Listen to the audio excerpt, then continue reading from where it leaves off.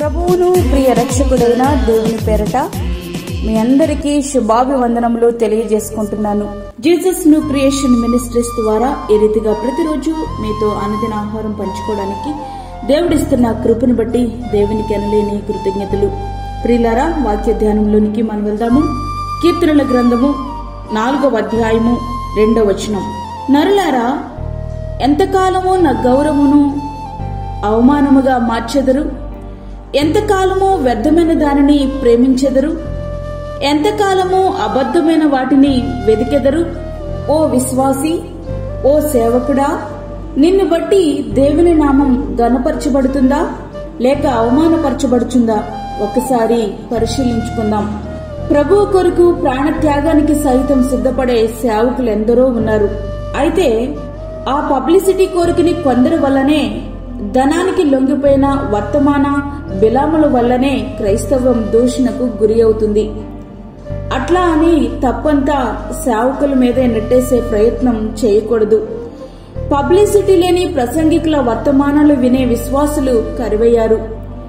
ఎంత ఎక్కువ డబ్బు తీసుకుంటే ఆ సేవకుడు అంత గొప్పవాడు అన్నట్లు, ఎంతమంది సభలకు వస్తే అంత గ్రాండ్ సక్సెస్ అన్నట్లు ఎవరి భుజాలు వారే తట్టుకుంటున్నారు నేటి విశ్వాసులు. ఒక రాత్రి లండన్ మహానగరంలో వాతావరణం బాగా లేనందున ఒక మిషనరీ సొసైటీ సభను రద్దు చేస్తే బాగుంటుందని ఇద్దరు క్రైస్తవులు మాట్లాడుకుంటున్నారు. ఈ మీటింగ్ వలన ఏమైనా లాభం ఉంటుందా? ఒక వ్యక్తి అడిగాడు. దానికి జవాబుగా రెండో వ్యక్తి ఉండకపోవచ్చు, కానీ నా బాధ్యత నుండి వెనక్కి తగ్గడం నాకు ఇష్టం లేదు. అంతేకాదు, మీటింగ్ ఉందని ప్రకటించాం కాబట్టి ఎవరైనా వచ్చే అవకాశం ఉంది అన్నాడు. మిషనరీ మీటింగ్ అంటే సువార్త అందని చోటుకు వెళ్లి మిషనరీల సేవ ఫలితాలను తెలియచేయడం మరియు ఆ ప్రాంతాలలో మిషనరీల అవసరతను గురించి తెలియచేసి మిషనరీలుగా వెళ్లేందుకు ప్రోత్సహించడం అనేది ముఖ్య ఉద్దేశం. పైన ఉరుముల శబ్దం వినిపిస్తూ ఉండగా, కుండపోతగా వర్షం కురుస్తూ ఉండగా వారు ఆ మీటింగ్ ను ప్రారంభించారు. ఆ మీటింగ్ కు ఒక్క వ్యక్తి మాత్రమే వచ్చాడు. రోడ్డు పైన నడుచు వెళ్తూ కాంతివంతమైన లైట్లు వెలుగుతున్న చర్చిలో తలదాచుకునేందుకు మరొకతను లోపలికి రావడంతో వారి సంఖ్య రెట్టింపైంది. అంటే ఇద్దరే మీటింగులో ఉన్నారు.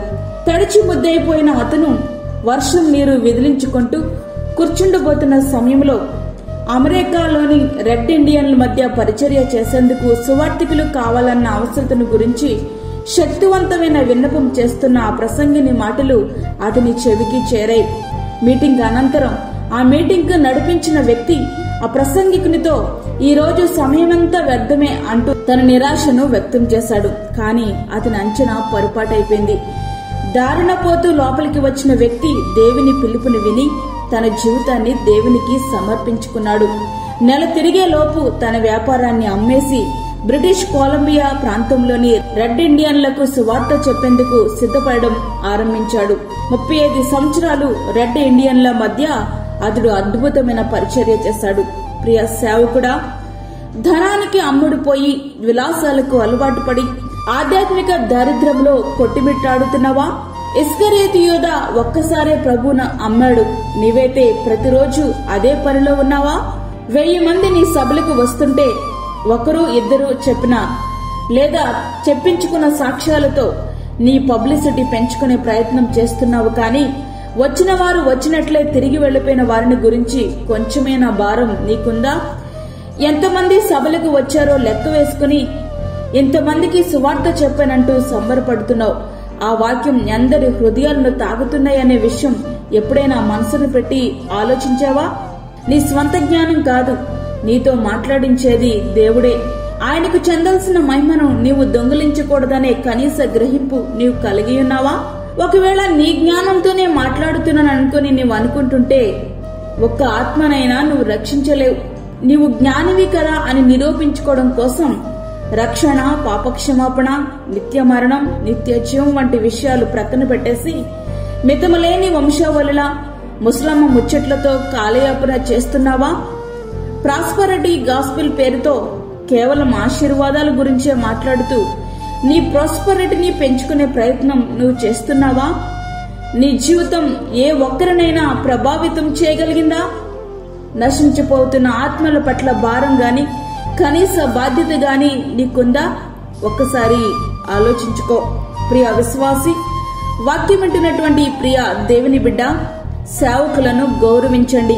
అంతేగాని నీవు అందుకున్న రక్షణ గాని స్వస్థత గాని నీ సేవకునికి ఆపాదించవద్దు. ఆ ఘనత నీ దేవునికి మాత్రమే చెందాలి. పబ్లిసిటీకి ప్రాధాన్యత కాదు, నీ ఆత్మను బలపరచగలిగే వర్తమానాలకు మాత్రమే ప్రాధాన్యతనివ్వు.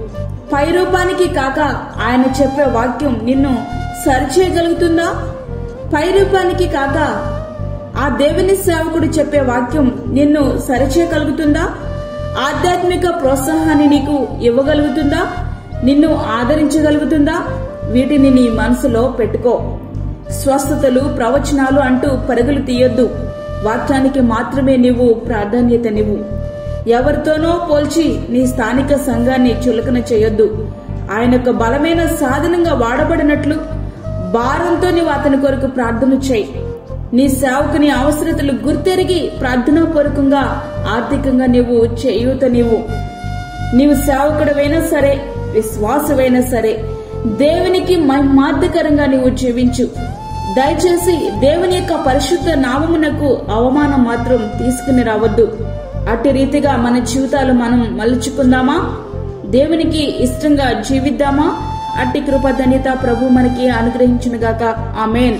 వాక్యమైన ప్రియ దేవుని బిడ్డలారా, ప్రార్థనలో ఏకీభవించండి. పరిశుద్ధమైన తండ్రి, ప్రేమగల యేసు ప్రభువా, శ్రేష్టమైన మరి యొక్క దినాన్ని మా జీవితంలో మీరు అనుగ్రహించారు. నీకు వందనాలు. ఈ దినమంతటి కొరకు మీరు మమ్మల్ని సిద్ధపరచండి ప్రభువా. ప్రతి విధమైన శోధన, కీడు, తెగులు, ప్రమాదం నుండి మమ్మల్ని తప్పించండి. ఈ దిన అవసరతలు, అక్కరలు తీర్చండి. దిన దీవెనలు సమృద్ధిగా మాకు దయచేయండి ప్రభువా. ప్రార్థనలో ఏకీభవిస్తున్న ప్రతి ఒక్క బిడ్డను మీరు జ్ఞాపకం చేసుకునండి ప్రభువా. గర్భిణీ స్త్రీలను, చంటి బిడ్డలను, వృద్ధులను, కరోనా పేషెంట్స్ ను మీరు జ్ఞాపకం చేసుకునండి. వారికి కావలసిన నీ భద్రతను, సహాయమును దయచేయండి. అదేవిధంగా దూరదేశంలో ఉండి ప్రభా ప్రార్థనలో ఏకీభవిస్తున్న ప్రతి ఒక్క బిడ్డని మీరు దర్శించండి. వారి అనారోగ్య పరిస్థితుల నుంచి వారిని విడుదల చేసి మీరు ముట్టి స్వస్థపరచండి.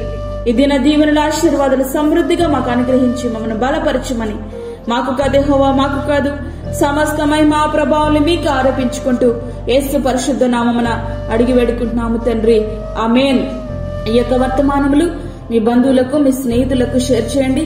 దేవుని పనిలో మీరు కూడా పాలిభాగస్తులు కండి. అదేవిధంగా మీ ప్రార్థన అవసరతలు మాకు తెలియచేయండి. మా ఫోన్ నంబర్ 9177377559. దేవుడు మిమ్మను, మీ కుటుంబమును దీవించునుగాక. ఆమేన్. దేవుని సేవలో మీ సహోదరి అన్నామణి సాల్మన్. ఫ్రెండ్స్, మరిన్ని వీడియోస్ కొరకు మా ఛానల్ని సబ్స్క్రైబ్ చేయండి, షేర్ చేయండి, లైక్ చేయండి. దేవుడు మిమ్మల్ని దీవించునుగాక. ఆమేన్.